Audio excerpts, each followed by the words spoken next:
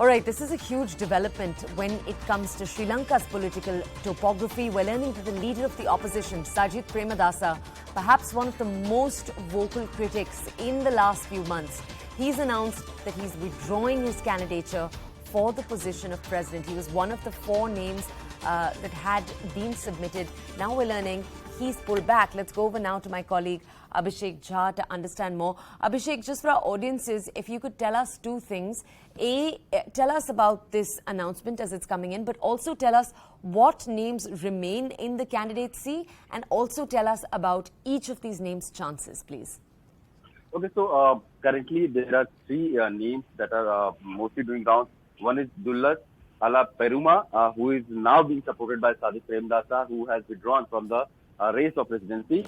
The second is Ranil Wickremesinghe, who is currently the president, interim president, and third is also Sarah Fonseca, who has been the former army chief of Sri Lanka, who is also credited for wiping up the Lite problem in 2009.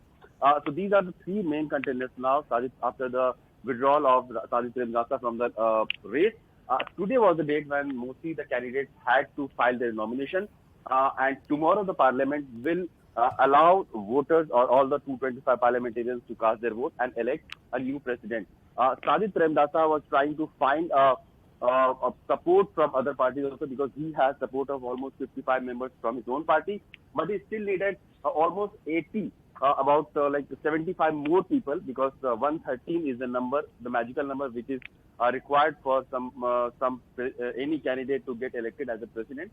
Sajith Premadasa may not have had that number, so probably he has withdrawn from the race.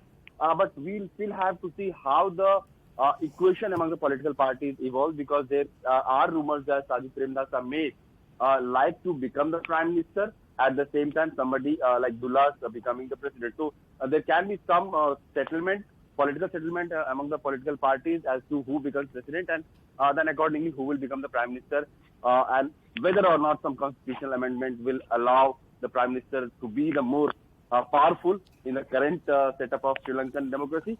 There are so many, theories that are being talked about currently, but right now the latest update that we have is now Sri Lanka has only 3 front runner for the seat of president. That is Ranil Wickremesinghe, then Dullas, and third is Sarah Fonseca.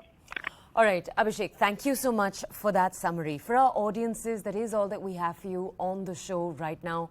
Thank you so much for watching the morning news on CNN News 18. As we say that, we're also going to welcome you into the new show. You're watching CNN News 18. My name is Toya Singh. Very quickly, we're going to shift focus